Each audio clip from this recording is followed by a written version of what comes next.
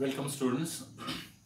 Up till now in this topic halogen derivatives, we have seen the chemical properties of alkyl halides, where we have seen the substitution reactions of alkyl halides. And as we know, when alkyl halides undergo substitution reaction, those reactions are nucleophilic substitution reactions. Okay, then we saw the mechanism of that particular reaction, also the mechanism of substitution reactions. So the mechanism or this alkyl halides, they react in two different ways, that is nucleophilic substitution unimolecular and nucleophilic substitution bimolecular. Okay, while studying the substitution reactions, I have told you these alkyl halides, they undergo different types of reactions. Substitution take place, that is halogen is replaced by some another group. Okay, then elimination take place. Eliminate means to remove, काहीतरी आपण काढून टाकणार आहे आणि आपल्याला product जो तो product मिळणार आहे. म्हणजे अल्काइल हलाइड्स हे इलिमिनेशन रिएक्शन पण दाखवतात. अल्काइल हलाइड जे आहेत ते ॲडिशन रिएक्शन पण दाखवतात. ओके, आणि अल्काइल हलाइड हे कंडेन्सेशन रिएक्शन देखील दाखवतात. आता यामध्ये आपण आज इलिमिनेशन रिएक्शन बघणार आहे. Alkyl halides how they undergo elimination reaction. Okay, आणि मग इलिमिनेशन रिएक्शन करत असताना आपल्याला अल्काइल हलाइड जे आहेत ते आपल्याला अल्कली बरोबर ट्रीट करायचे आहेत, पण ते अल्कोहोलिक अल्कली आहे. ओके, आपल्याला ज्या वेळेला आपण सबस्टिट्यूशन रिएक्शन्स केल्या तेव्हा पहिलीच रिएक्शन आपण बघितली होती अल्कलाइन हायड्रॉलिसिस, आणि त्यामध्ये आपण अल्कली किंवा KOH आपण वापरलेलं होतं. ओके, पण तिथं आपण लिहिलं होतं ॲक्वियस अल्कली, म्हणजे ॲक्वियस KOH असा आपण शब्द वापरला होता. आणि त्यावेळेला मी तुम्हाला म्हटलं होतं the word aqueous is very important, and if you don't write the word aqueous then it is possible that the reaction may take place in alcoholic medium, that means KOH prepared in alcohol असं असू शकेल असं मी म्हटलं होतं, किंवा KOH हे pure आणि dry पावडरच्या स्वरूपात असेल असंही मी म्हटलं होतं. तर तिथं स्पेसिफिकली आपण म्हटलं ॲक्वियस म्हणजे पाण्यात तयार केलेलं सोल्युशन.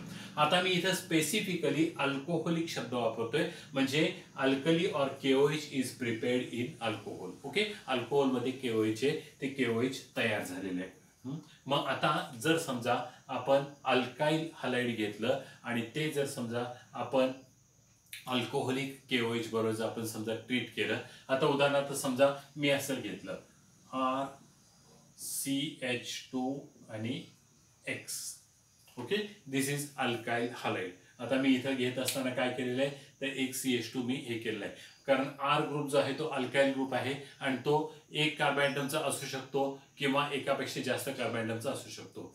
मला इलिमिनेशन रिएक्शनसाठी कमीत कमी 2 कार्बन ॲटम्स पाहिजे, आणि म्हणून मी काय केलेलं आहे तर हा R ग्रुप जर समजा एका कार्बनचा असेल, म्हणजे फक्त इथं मिथाइल जर असेल तर मिथाइल आणि हॅलोजन असं झालं असतं, आणि मग मला इलिमिनेशन रिएक्शन करता आली नसती. आणि म्हणून मी काय केलंय, considering that this R group has only one carbon atom, I have written one more carbon atom. Okay, इथं जर त्यापेक्षा जास्त असतील तर काय प्रॉब्लेम नाही, म्हणजे मिथाइल जे इथाइल असेल, प्रोपाइल असेल, काय प्रॉब्लेम नाहीये. पण आता सध्या मला माहिती नाही R ग्रुप मध्ये एक आहेत कार्बन का 2 आहेत का 3 आहेत, म्हणून मी R ग्रुप लिहिला RCH2X, that is alkyl halide. Okay,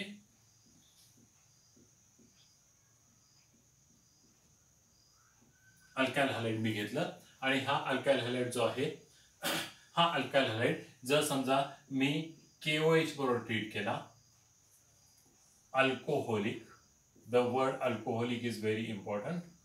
okay, alcoholic KOH बरोबर मी जेव्हा समजा ट्रीट करू त्यावेळेला काय होतं तर आपल्याला माहिती आहे हा K आणि X, तो Cl असेल, Br असेल किंवा I असेल, KCl, KBr किंवा KI असं काहीतरी रिमूव्ह होईल.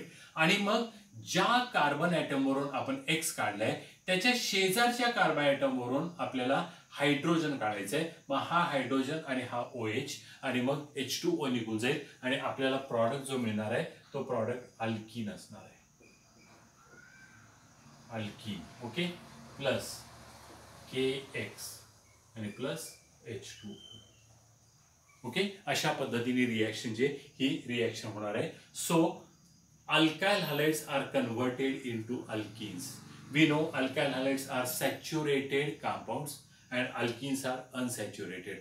So when elimination reaction take place, the saturated compound is converted into unsaturated compound. And now we'll take specific example and we'll see what happens. समजा मी हे घेतलं CH3 CH2 आणि समजा मी Br घेतला. Okay, if I take ethyl bromide जर समजा मी घेतलं आणि हे इथाइल ब्रोमाइड मी KOH बरोबर ट्रीट केलं, अल्कोहोलिक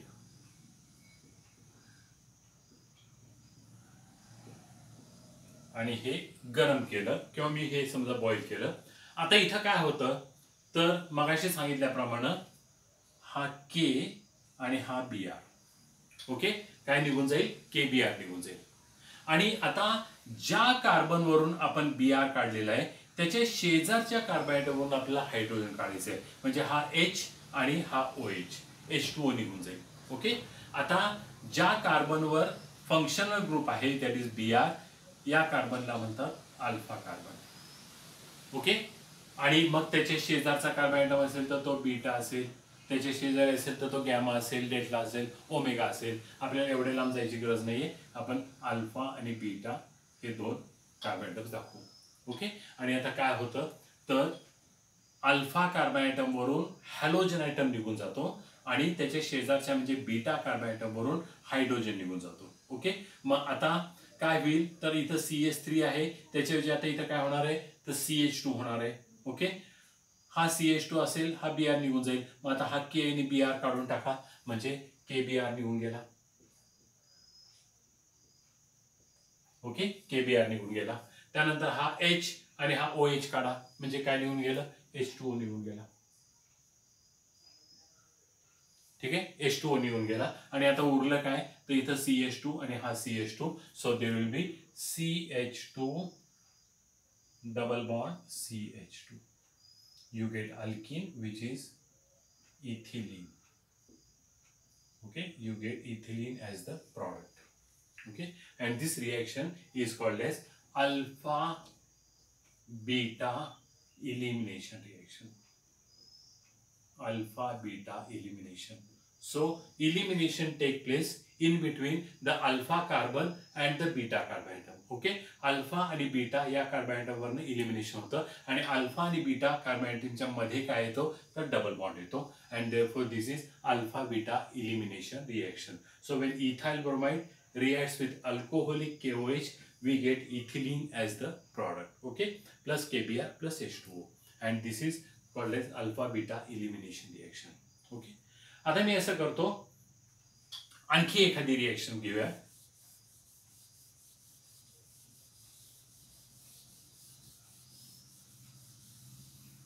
समजा मी ही रिएक्शन घेतली CH3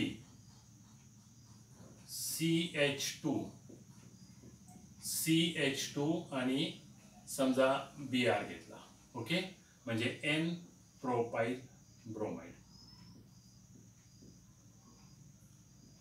N propyl bromide, and this N propyl bromide is treated with alcoholic KOH.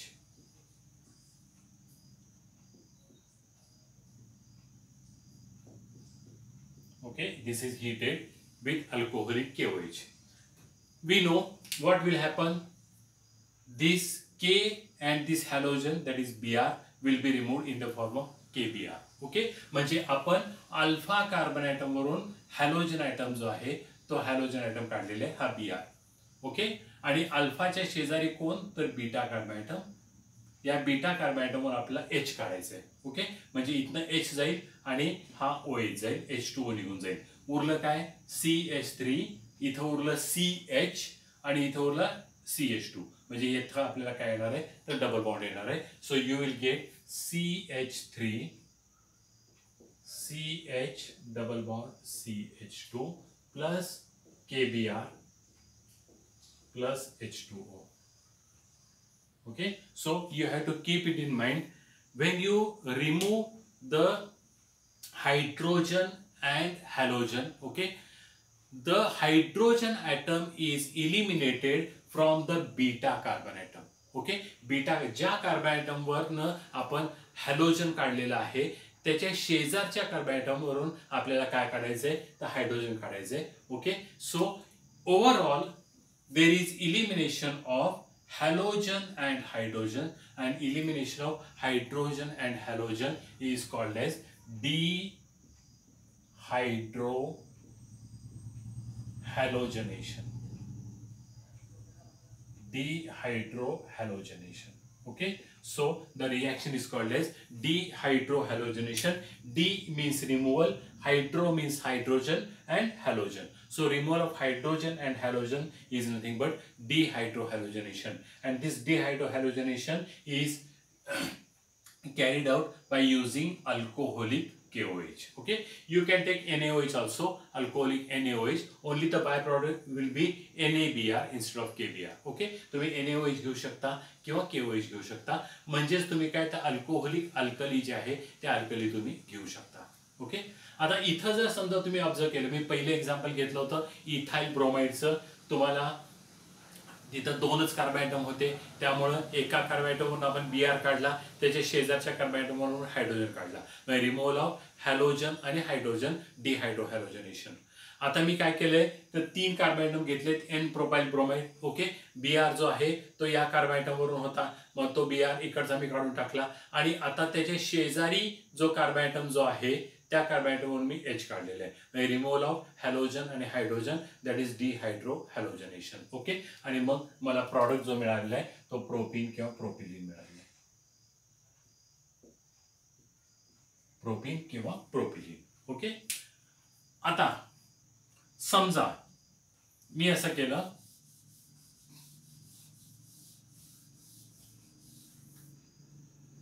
मी हे अल्काइल हॅलाइड घेतलं CH3, CH,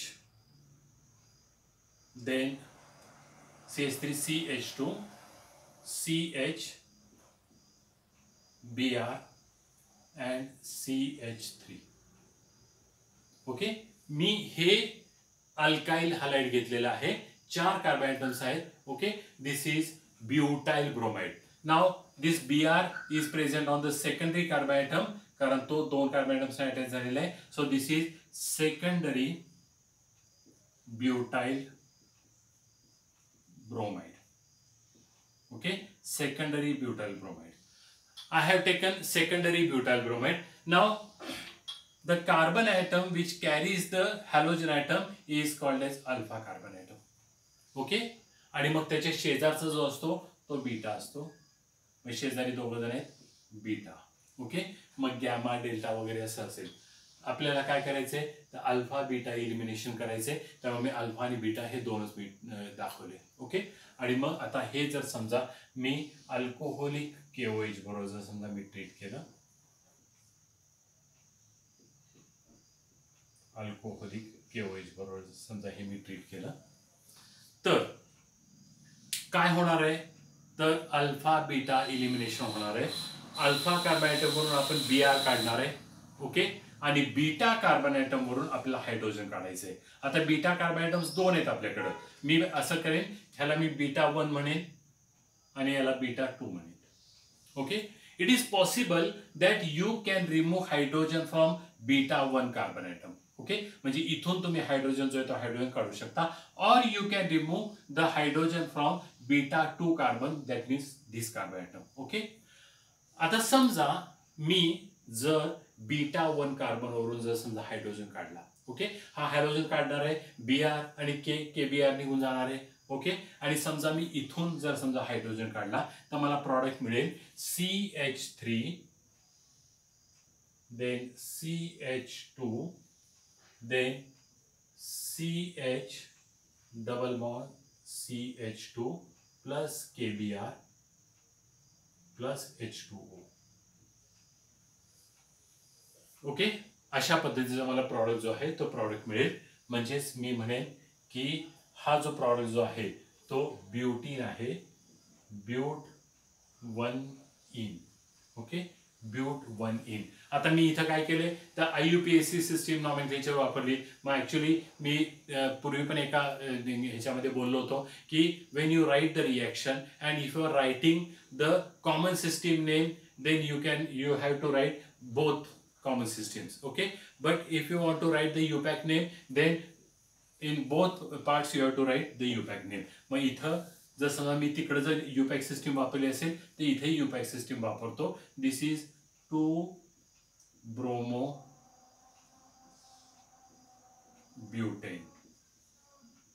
Okay, so when 2-bromobutane is taken and this is treated with alcoholic KOH, what happens? You get but1ene as the product. Okay, पण इथं मी काय केलेलं आहे तर β1 carbon item वरून मी hydrogen जो आहे तो काढलेला आहे. ओके, आणि त्यामुळे इथं CH2 झाला आणि हा CH, हा Br काढून टाकला म्हणजे इथं CH आणि हा CH2 आणि त्या दोघांच्या मध्ये इथं आपल्याला डबल बॉन्ड जो आहे तो डबल बॉन्ड आपल्याला दिसतोय आणि but1ene हा प्रॉडक्ट मिळाला आहे. ओके, ही एक पॉसिबिलिटी झाली. आता दुसरी पॉसिबिलिटी काय? समजा बीटा कार्बन ॲटम अजून एक आहे, इथं आहे बीटा कार्बन ॲटम, म्हणजे it is possible that you can remove hydrogen from this carbon atom also. इथून देखील तुम्ही कार्बन हायड्रोजन जो आहे तो काढू शकता. म्हणजे तुम्ही के आणि Br आणि इथला H काढला तर इथं काय होईल? आता CH होईल. म्हणजे CH3 CH नंतर इथं डबल बॉन्ड येईल CH आणि CH3. म्हणजे one more possibility is that you will get CH3 CH then double bond CH and CH3. Okay, this is one more possibility. ही दुसरी पॉसिबिलिटी झाली. पुन्हा तुम्हाला ब्युटीनच मिळणार आहे, पण आता हे जे ब्युटीन असणार आहे हे 2 नंबरच्या कार्बन नंबर डबल बॉन्ड आहे त्यामुळे दिस विल बी but2ene. ओके, हे but2ene असणार आहे. but1ene आणि but2ene. That means when you take 2-bromobutane there are two possibilities. One you will get but1ene and the second one you will get but2ene. मग यापैकी नक्की कुठलं बरोबर आहे? म्हणजे whether but1ene is the correct reaction or but2ene is the correct reaction. Okay, यातली correct reaction कोणती?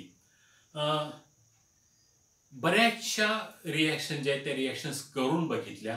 Okay, आणि रिएक्शन्स करून बघितल्यानंतर त्यांच्या असं लक्षात आलं की सेटझेफ नावाचा जो सायंटिस्ट जो होता तर त्या सायंटिस्टनं एक हे सांगितलं की नक्की इथं काय होतं. ओके, आणि मग त्याला सेटझेफ रूल असं म्हटलं गेलं. Okay, Saytzeff rule. आणि सेटझेफ रूल मध्ये काय सांगितलं की when elimination take place. Okay, elimination ज्या वेळेला होतं त्यावेळेला काय होतं तर ज्या 2 कार्बोहायड्रेट्स मध्ये डबल बॉन्ड आहे त्याच्यामध्ये जर अल्काइल ग्रुपची संख्या जास्त असेल, ओके, तर तो प्रॉडक्ट जो आहे तो प्रॉडक्ट प्रिफर केला जातो. ओके, आता इथं जर विचार केला but1ene मध्ये जर विचार केला तर इथं तुम्हाला दिसतोय या 2 कार्बन ॲटम मध्ये आपल्याला डबल बॉन्ड दिसतोय. ओके, म्हणजे हा कार्बन आणि हा कार्बन या दोघांच्या मध्ये डबल बॉन्ड आहे.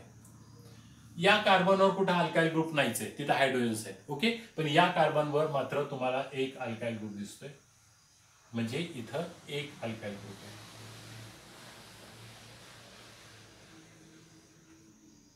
ओके, म्हणजे but1ene जेव्हा तयार होतं तेव्हा एक अल्काइल ग्रुप आपल्याला या but1ene मध्ये बघायला मिळतोय. पण जर समजा but2ene तयार होत असेल म्हणजे हा प्रॉडक्ट जर मिळत असेल तर इथं डबल बॉन्ड आहे CH आणि CH, इथं डबल बॉन्ड आहे. मग आता जर बघितलं तर इथं एक अल्काइल ग्रुप आहे आणि इथे एक अल्काइल ग्रुप आहे, म्हणजे इथं 2 अल्काइल ग्रुप्स आहेत.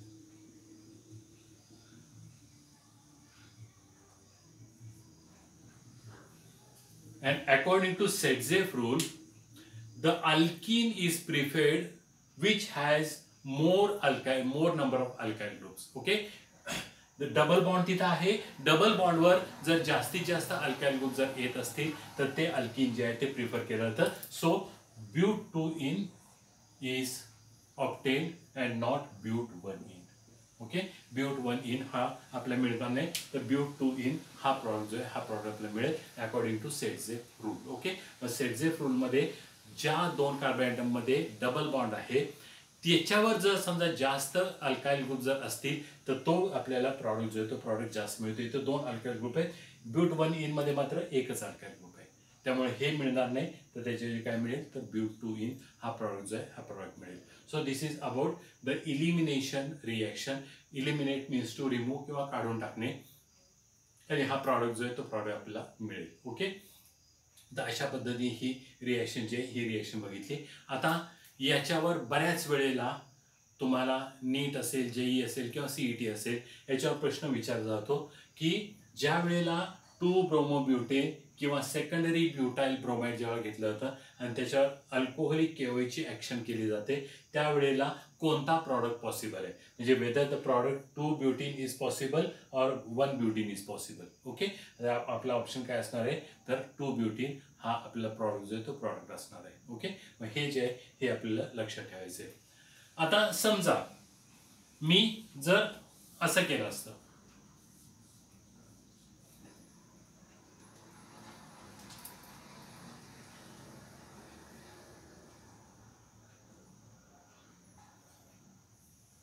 ओके, मी असं लिहिलं असतं, म्हणजे 1 ब्रोमोब्युटेन जर मी समजा घेतलं असतं. ओके, 1 ब्रोमोब्युटेन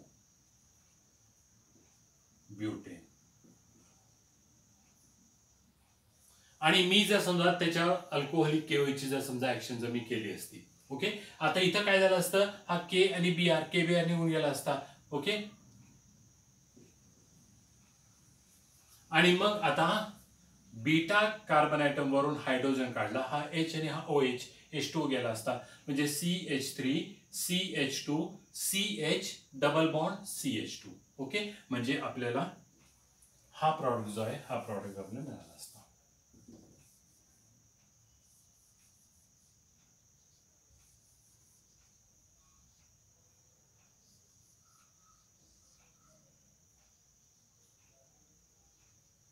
म्हणजे ब्यूट 1 इन हा प्रॉडक्ट जो आहे हा प्रॉडक्ट आपल्याला मिळाला असता. ओके, आता इथं काय म्हणजे हेच नाही, कारण शेवटी कसं आहे की अल्फा आणि बीटा या 2 कार्बन ॲटम मध्ये इलिमिनेशन होते, मग हा अल्फा कार्बन हा बीटा, त्यामुळे इलिमिनेशन इथंच होणार आहे आणि त्यामुळे प्रॉडक्ट जो आहे तो ब्यूट 1 इन मिळणार आहे.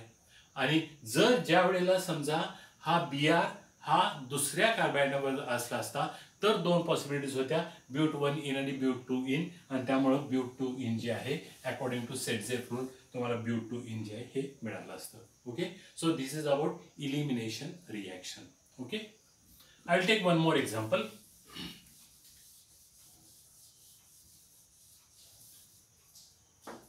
Suppose if I take this CH3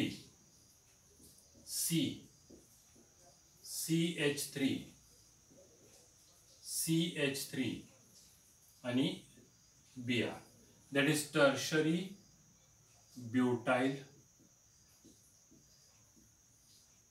bromide. Okay, tertiary butyl bromide is taken and this tertiary butyl bromide is treated with alcoholic KOH.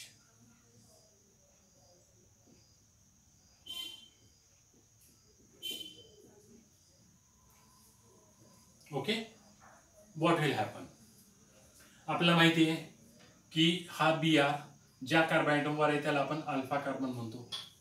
Okay, आणि याच्या शेजारचा कार्बन ॲटम बीटा आहे, म्हणजे हा किंवा हा कुठलाही तुम्ही घेऊ शकता.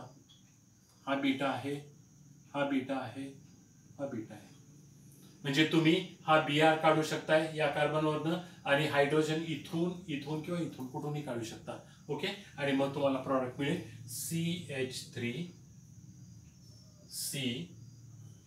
CH3 double bond CH2 plus KBr plus H2. Okay, मी काय केलं ते इथला हायड्रोजन घेतलेला आहे, हा हायड्रोजन आणि हा OH H2O काढून टाकला, म्हणजेच मला मिळालं आयसोब्युटिलीन. Isobutylene will be the product. Okay, so this is about elimination reaction. So in organic you have to keep it in mind that when you write a particular reaction the conditions are very important. Okay, organic मध्ये हे सगळ्यात महत्त्वाचं आहे. Organic मध्ये काय होतं की आपण विसरतो आणि आपण कंडिशन जे आहे ते कंडिशन्स मेन्शन करत नाही, आणि जर कंडिशन्स आपण जर मेन्शन केल्या नाही तर मात्र त्या रिएक्शनला काय अर्थ उरत नाही.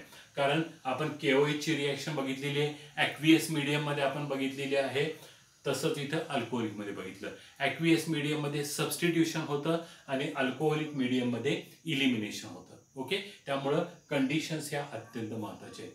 तसंच आपण Ag2O that is silver oxide, Ag2O जर आपण घेतलं तर मग जर मॉइस्ट असेल तर तिथं सबस्टिट्यूशन होते आणि तुम्हाला प्रॉडक्ट जो आहे तो प्रॉडक्ट मिळत असताना अल्कोहोल प्रॉडक्ट मिळतो, कारण moist Ag2O is silver hydroxide that is AgOH.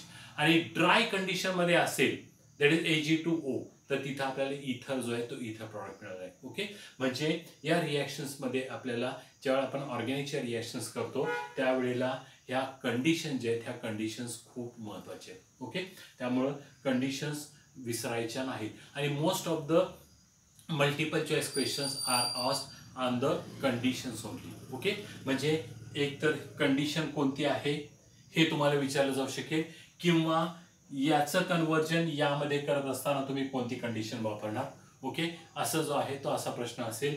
किंवा मग तुम्हाला टर्शरी ब्युटाइल ब्रोमाइड मध्ये अल्कोहोलिक KOH टाकल्यानंतर काय प्रॉडक्ट मिळतो. ओके, असाही प्रश्न जो आहे तो प्रश्न असू शकतो. किंवा सेकंडरी ब्युटाइल ब्रोमाइड मध्ये अल्कोहोलिक KOH टाकलं तर कोणता प्रॉडक्ट मिळतो, म्हणजे असाही प्रश्न असेल. म्हणजे एका रिएक्टंटचं रूपांतर प्रॉडक्ट मध्ये होत असताना ते कशा पद्धतीने होईल असं विचारलं जाईल. किंवा याचं रूपांतर यामध्ये होत असताना कंडिशन कोणत्या वापरलेल्या आहेत, अशा पद्धतीने प्रश्न जे आहेत ते मल्टिपल चॉईस क्वेश्चन्स जे आहेत ते तुम्हाला विचारले जाऊ शकतील. आता हे इलिमिनेशन रिॲक्शन बद्दल झालं. आता ह्याच्या पुढची रिॲक्शन जी आहे that is addition type of reaction. Okay, आता ॲडिशन रिॲक्शन जी आहे ती आपण बघू. Alkyl halides they show addition reaction also. Okay, आणि ॲडिशन रिॲक्शन अत्यंत सिंपल आहे.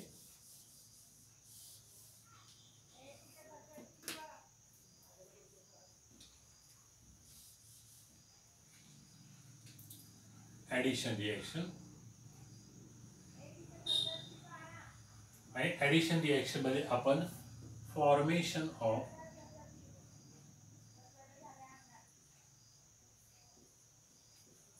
Grignard's reagent.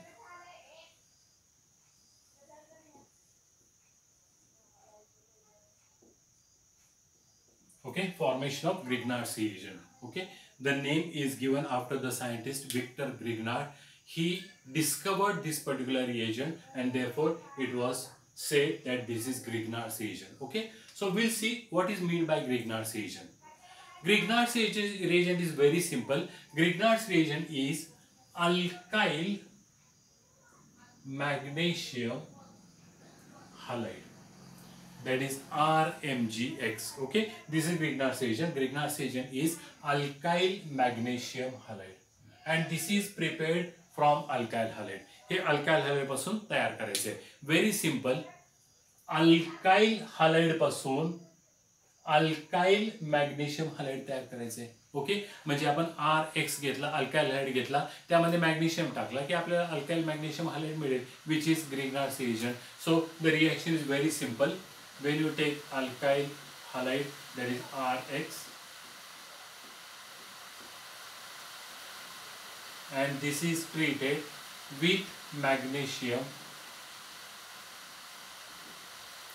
the reaction is carried out in presence of ether, that is dry ether. Okay,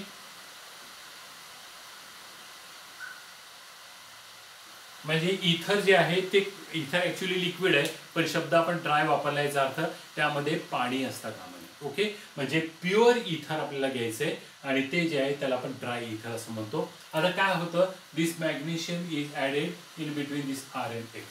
magnesium हा R आणि X मध्ये जाऊन बसतो आणि आपल्याला मिळतो RMgX, which is alkyl magnesium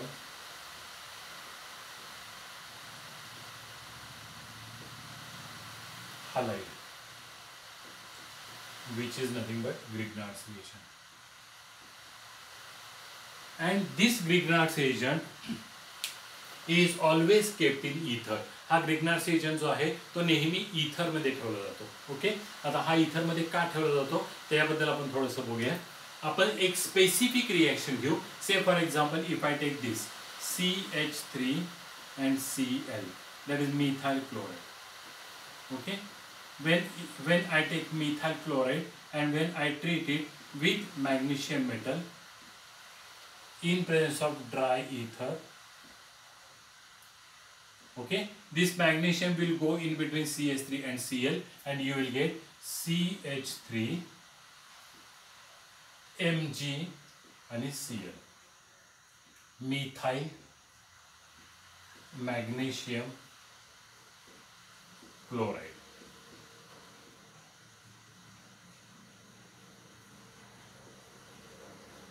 Which is nothing but Grignard's reagent.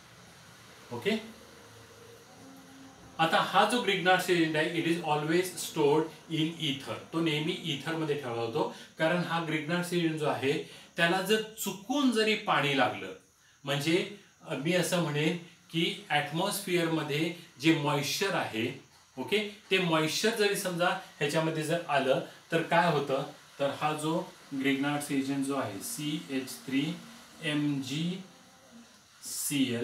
आणि यामध्ये जर समजा थोडं जरी मॉइश्चर जर समजा आपण जर टाकलं, ओके, तर काय होतं, तर हा Mg, हा Cl आणि हा OH, ओके, म्हणजे MgClOH बाजूला निघून जातो,